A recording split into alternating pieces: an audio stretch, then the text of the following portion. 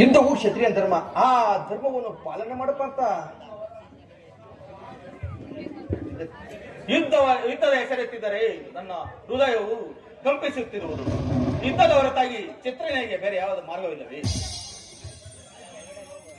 ಸ್ವಧರ್ಮ ಪಾಲನೆಯಲ್ಲಿ ಪ್ರಾಣಬೇಕಳು ತ್ಯಜಿಸಬಹುದು, ಪರಧರ್ಮ ಪಾಲನೆಯು ಅನರ್ಥಕಾರಿ. ಎಚ್ಚರ ಅರ್ಜುನ, ಎಚ್ಚರ. ನೆನಪಿರಲಿ ಅರ್ಜುನ, ಇದು ಧರ್ಮ ಯುದ್ಧ.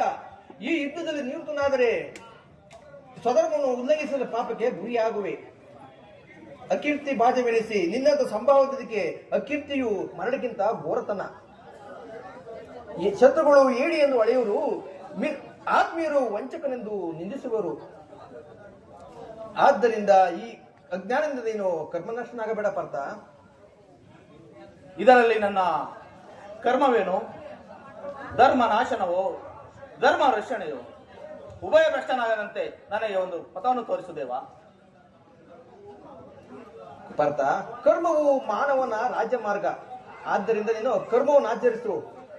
ಫಲಾಫಲಗಳನ್ನು ಚಿಂತಿಸದೆ ನಿರ್ದಿಷ್ಟ ಕರ್ಮವನ್ನು ಆಚರಿಸಲು. ಏಕೆಂದರೆ ಮಾನವು ಕರ್ಮದಕ್ಕೆ ಮಾತ್ರ ಅಧಿಕಾರಿ, ಫಲಗಳು ಅವನ ಅಧೀನವಲ್ಲ. ಅನಾಸಕ್ತ ಚಿತ್ತನಾಗಿ ಅಸಿದ್ಧಿಗಳಲ್ಲಿ ಕಾರ್ಯಾಚರಣೆ ಮಾಡುವುದೇ ಮಾನವನ ಕರ್ತವ್ಯ. ತತ್ವಗಳನ್ನು ಧರಿಸು, ಕರ್ಮಯೋಗಿ ಎನಿಸು. ಈಗ ಲೋಕದಲ್ಲಿ ಕೀರ್ತಿ, ಪರಲೋಕದಲ್ಲಿ ಜೀವನ ಪಡೆಯುವ ಪಾರ್ಥ. ಈ ದಿವ್ಯವಾಣಿಯಿಂದ ನನ್ನ ಹೃದಯವು ಪ್ರಸ್ತುತ ಪ್ರಜ್ಞೆಯನ್ನು ಎಚ್ಚರಗೊಳಿಸುತ್ತಿರುವ ನೀನು ಯಾರು? ಕರ್ಮಯೋಗಿನೋ? ಇಹಲೋಕದಲ್ಲಿ ನಿನ್ನ ಕರ್ಮವೇನು? ಅರ್ಜುನ, ಹಿಂದೆ ಅನೇಕ ಸಾರಿ ನಾನು ನೀನು ಜನ್ಮಗ್ರಹಣ ಮಾಡಿರುವುದು, ಅದರ ನೆನಪು ನನಗಿರುವುದು, ನಿನಗಿಲ್ಲ. ನಾನು ಜನ್ಮ ರಹತನು, ಅವ್ಯಾತ್ಮನು, ಪಂಚಭೂತಗಳಿಗೆ ಒಡೆಯನು.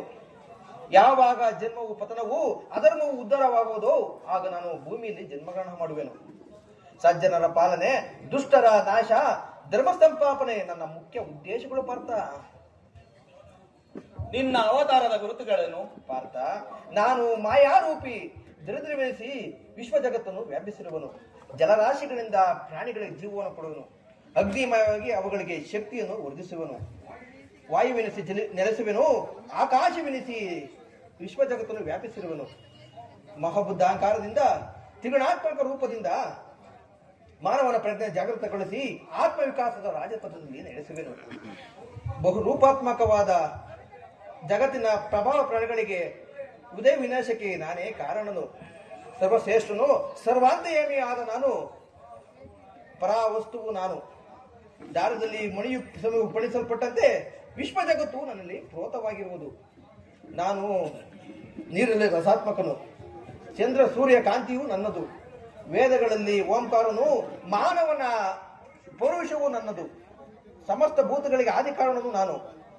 ನಾನು ದೇವತೆಗಳ ಇಂದ್ರನು.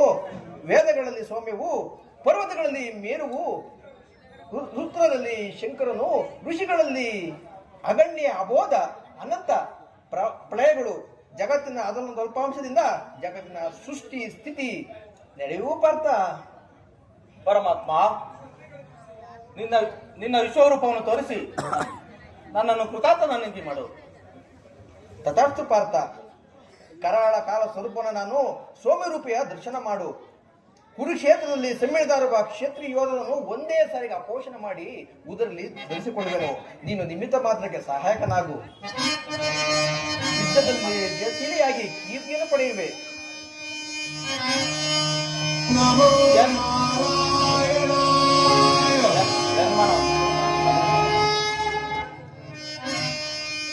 ಮನವು ಚಂಚಲೆಯಾಗಿ ಬೆಳಕು ನೀನಾಗಿ ಶಿರಚಿತ್ತವಾಯ್ತು ದೇವಾ. ಶಂಕರನ ಪರ ಕರುಣಾಮೂರ್ತಿ ಸೌಮ್ಯ ರೂಪವ ತೋರೋ. ಬಿರಿದಾಡಿ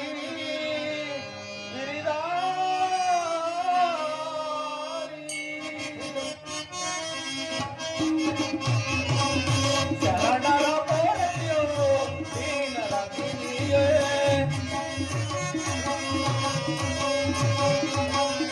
ಶರಣರ ಪೊರೆಯೋ ದೀನರ ಕಿವಿಯೇ. ದಾರಿ ಕಾಣದೆ ನೊಂದು ಬಳಲಿದೆ.